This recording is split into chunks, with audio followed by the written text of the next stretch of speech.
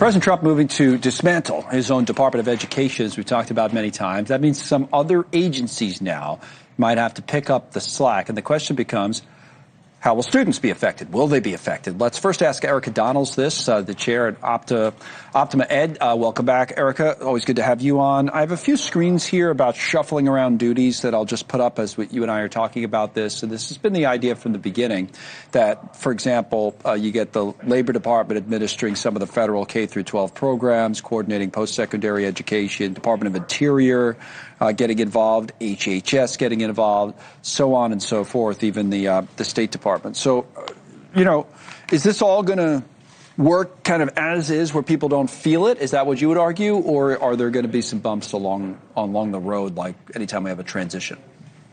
Well, the intention of the department's actions with these interagency agreements is that the people on the ground, of course, the teachers and the students, most importantly, are not going to feel any difference. That was actually proven by the fact that the entire department was shut down with 90% of its employees furloughed for 43 days, and it wasn't felt on the ground. The difference is definitely going to be at the federal level in the bureaucracy. Many of the individuals working on these programs are going to be assigned to the departments receiving the responsibility, even though it will be overseen by the department as Congress requires until changes are made there. But it will eliminate some of the bureaucratic and repetitive positions at the federal level. No, I hear that argument. I mean, everybody kind of grabs onto it and says, yeah, we could use less bureaucracy, not just the Department of Education, but in many other government agencies. I think that's, a position a lot of people have. I think the lower income students is where the concern is, Title I programs and things like that, and whether that's going to still be administered at the same level. Will it be?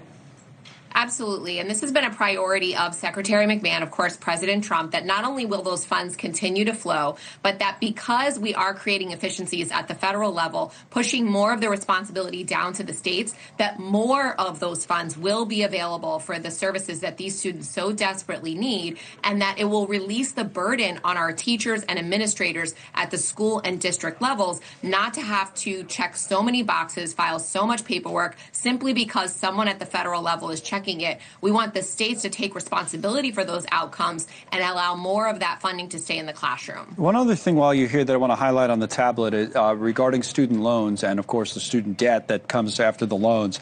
$1.8 trillion in total debt. You see on the federal side, $1.6 trillion with 4 million plus borrowers. Now, the department's considering the report is that it could sell its student debt portfolio to some private companies as it downsizes. Is that a good idea? Will that have any ripple effects? Will that affect the students and their families who've borrowed so much money?